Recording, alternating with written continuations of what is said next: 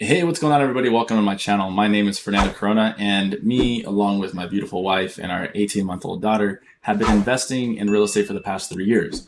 We're not crazy veterans, but in those 3 years, we've learned a lot. We've paid people to learn their information, and we found our own strategy that works for us. We run a rent-by-the-room model. It's called Pad Split. You can look them up online. Just like Airbnb, it's a platform. So we buy properties, we renovate them, we add more rooms in there with the square footage that the property already has. And then we do a rent by the room model. What it does is it maximizes the cash that we get in, so it increases our profits to like $1,000 to $3,000 a month per property. In this video, though, we're going to talk about something totally different.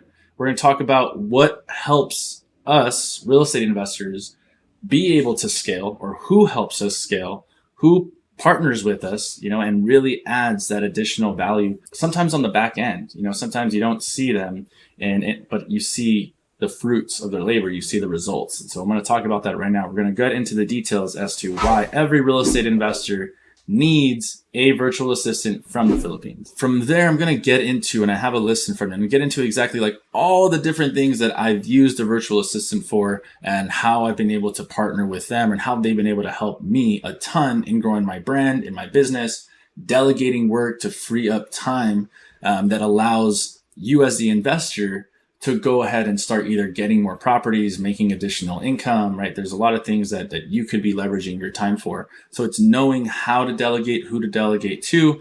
And for me, this has worked out really well in terms of how I've been able to partner with VAs from the Philippines. Let's get into it.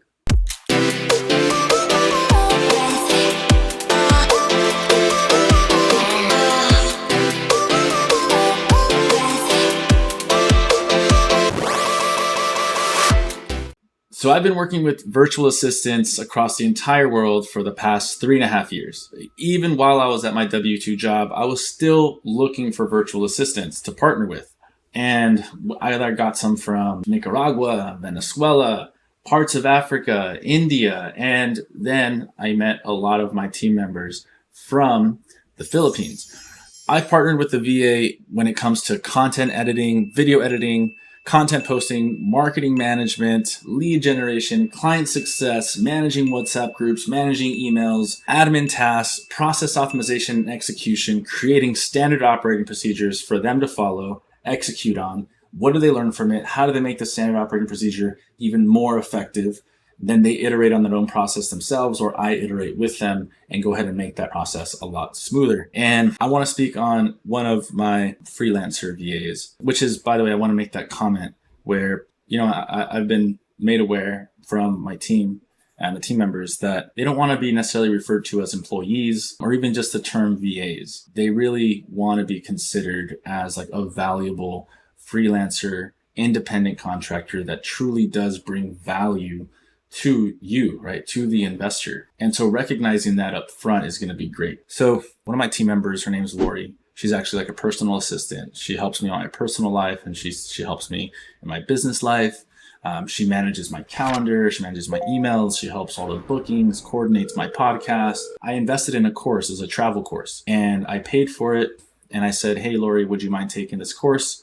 She said, absolutely, right? Because I want to invest in them, just like they're investing time, with me, and being able to increase their skill set so that she can help us when we make all our credit card points on Amex or Chase. And I say, hey, if I want to fly to Vegas, how should I fly there? And she goes, hey, we can do a transfer from Chase to Delta and get this type of ratio, book that, these are the times, and boom, they get it. She gets it done. So it's just amazing in terms of the level of autonomy and initiative that a freelancer from the Philippines can have. I want to go over some common misconceptions when you talk to other business owners, or some people might say comments that are just misconceptions. I think maybe they had one bad experience, or maybe they haven't even had the experience and they just are making assumptions. So there's a few things that I've heard that I want to kind of just pump in the face.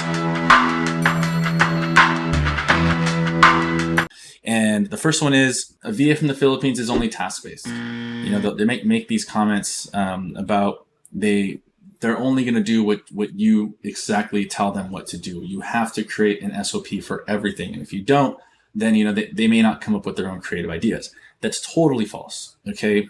They're humans, just like we're humans. Like everybody's a human.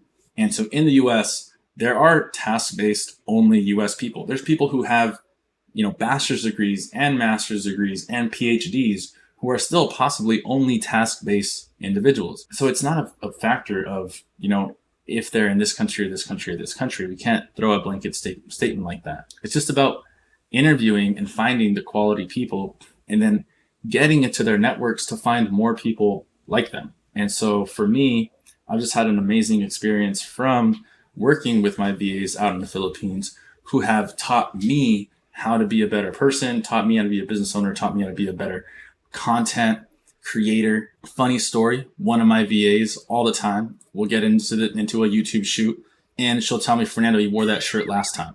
Fernando, you got to go ahead and do your hair. Fernando, you got to fix this. You got to smile more.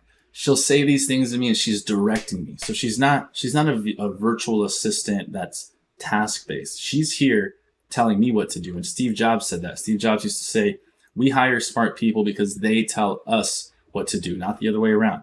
And that's exactly how we need to think as investors, as business owners. So the other misconception I want to get to is that their English isn't great. That they're written English or they're spoken English. And again, total misconception. It's all going to depend on who you actually interview and what role you need them for. Okay. There are VAs with 9.5, 10 out of 10, like really, really solid English who are taught English, came to the US, learned English, moved back to the Philippines, watched a ton of English videos. I mean, they're learning English their entire life. They're practicing, and you just have to be able to connect with the right team members, interview, right? Ask around, get into the right networks. And I think absolutely, all things are possible. I have, a team who helps me write my descriptions, who helps me create my subtitles for the content, and they're doing an amazing job.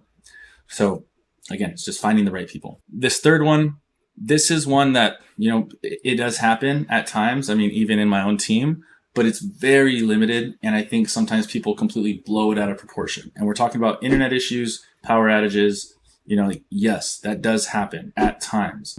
Once a month, for a few hours, maybe, if that, like 1 or 2 hours.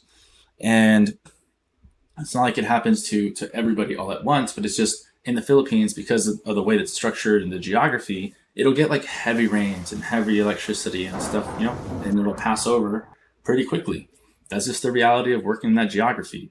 But I understand it. I'm telling you about it now to be aware of it.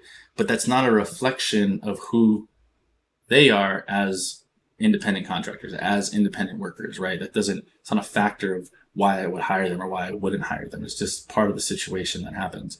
And this other one, I laugh whenever somebody tells me this. They say, oh, I'm just concerned that they'll steal my personal information, working with an overseas contractor. And it's just comes down to people, comes down to getting, and who are we to trust others, and how do we build that relationship with them and connect with them and get to know them about their families, about what they care about, what their goals are. Like I said, they're just like other people anywhere else in the world. There are good apples and there are not so good apples. And it's just about understanding how to filter through the apples that you want on your team. And so then here, now we're going to get into, why I strongly believe that every real estate investor should have a VA from the Philippines to help them build their business. I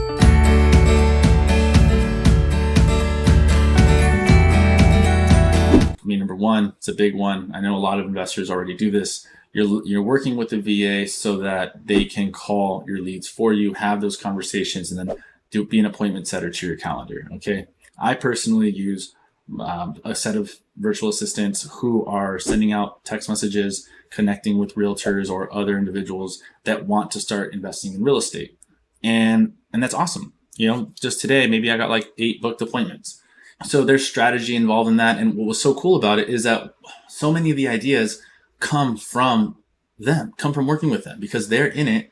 And so I'll meet with them, let's say twice a week, and I say, hey, what can we do better? Hey, we looked at the data, let's adjust this. And they say, okay, yeah, Fernando, like this is what I think is happening. Here's what I think could help. They're giving me input. They're not just waiting And I think that's the key thing. It's about who you hire. And this is why I truly value their input and their opinions. Helping us vet properties. One of the positions that I'm going to be looking to hire soon is like an acquisitions manager, somebody who can go underwrite properties for me and then bring solid deals to my table as we scale the business, right? So that way I'm not there evaluating properties every single day, multiple times a day, but I can have a team member who's actually doing that with me. I have another virtual assistant team member who helps me run one part of my business. And then in his extra 2 hours a day, he's helping me get booked onto podcasts. He's reaching out to podcast hosts, YouTube hosts, and he's helping using my Instagram account, right? He's helping me get booked onto their podcast, which is what? Increasing my exposure, increasing my personal brand. My team members who edit this video, massive shout out to Vina, Keisha, and Karen, who helped get this video live with my thumbnails, with the titles, with the descriptions, with all that's needed to get this video out to you guys, so it's actually visible. That's my entire team of virtual assistants. I couldn't be doing this without them. So they truly help me as an investor build my presence and my online presence. And then what happens from there? Like, what does that mean for us? The more of an online brand we can have, the more private money we can raise, the more of a solidified presence we can establish once we're building our reputation, when we go to masterminds or we go to meetups, and now we can connect with people, and people may already know what you do or what I do. That's what I've been super excited about. You know, people will come up to me at a meetup and say, "Hey, I follow you on Instagram. I wanted to come and say hi." Awesome. Let's record some content together. And then you just build a relationship that way. So it's super awesome. Just one more note on that. One of the ways that I give value to other people at times, especially at a meetup or something, I may shoot content of them, and then I'll have the team edit a reel, send it back over to them, and say, "Hey, we created this reel for you if you want to post it on your own social media channel." So it's just multiple ways that they can help me. They've been able to help me build my business and build my brand. When it comes to partnering up with a virtual assistant from the Philippines, I also want to talk about the soft skills. Sometimes other people will come behind my back and say, "Hey, like, why don't you come work with me?" How do you find a VA from the Philippines? Like, where do I go? 3 main ways that you can go and connect with a VA from the Philippines. How do you know how much to pay your virtual assistant? Or how much do I pay? Meet Fernando Corona's team. Catch feedbacks and reviews from his own virtual assistants from the Philippines. This will be the first time that we will give feedback for our client. Fernando is What I can say about Fernando, Fernando Corona, for me, working with him enables us. Watch behind the scenes. So good, Jonah. Oh no.